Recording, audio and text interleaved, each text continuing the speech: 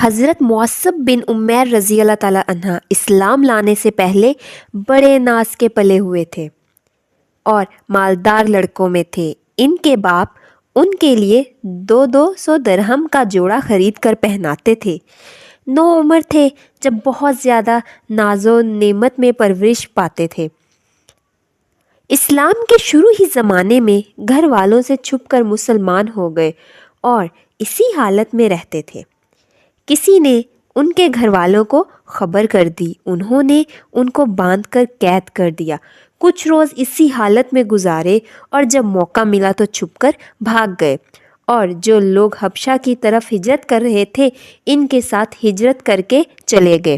وہاں سے واپس آ کر مدینہ منورہ کی ہجرت فرمائی اور زہد و فقر کی زندگی بسر کرنے لگے، اور ایسی تنگی کی حالت میں تھی کہ ایک مرتبہ حضور صلی اللہ علیہ وسلم تشریف فرما تھے۔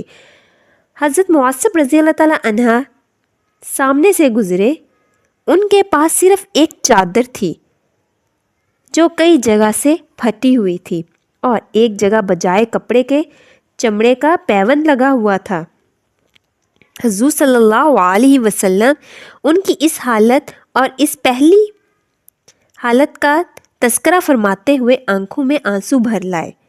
غزوہ احد میں مہاجرین کا جھنڈا ان کے ہاتھ میں تھا۔ جب مسلمان نہایت پریشانی کی حالت میں تھے تو یہ جمے کھڑے تھے۔ ایک کافر ان کے قریب آیا اور تلوار سے ہاتھ کاٹ دیا تاکہ جھنڈا گر جائے اور مسلمانوں کو گویا شکست ہو جائے۔ انہوں نے فوراً دوسرے ہاتھ میں لے لیا تو اس نے دوسرے ہاتھ کو بھی کاٹ ڈالا۔ انہوں نے دونوں بازوؤں کو جوڑ کر سینہ سے جھنڈے کو جمٹا لیا تاکہ گرے نہ۔ اس نے ان کے تیر مارے جس سے شہید ہو گئے، مگر زندگی میں جھنڈے کو نہ گرنے دیا۔ اس کے بعد جھنڈا گرا جس کو فوراً دوسرے شخص نے اٹھا لیا، اور جب ان کو دفن کرنے کی نوبت آئی تو صرف ایک چادر ان کے پاس تھی جو پورے بدن پر بھی نہ آتی تھی۔ اس وقت حضور صلی اللہ علیہ وسلم نے ارشاد فرمایا کہ چادر کو سر کی جانب کر دیا جائے اور پاؤں پر اذخر کے پتے ڈال دیے جائیں۔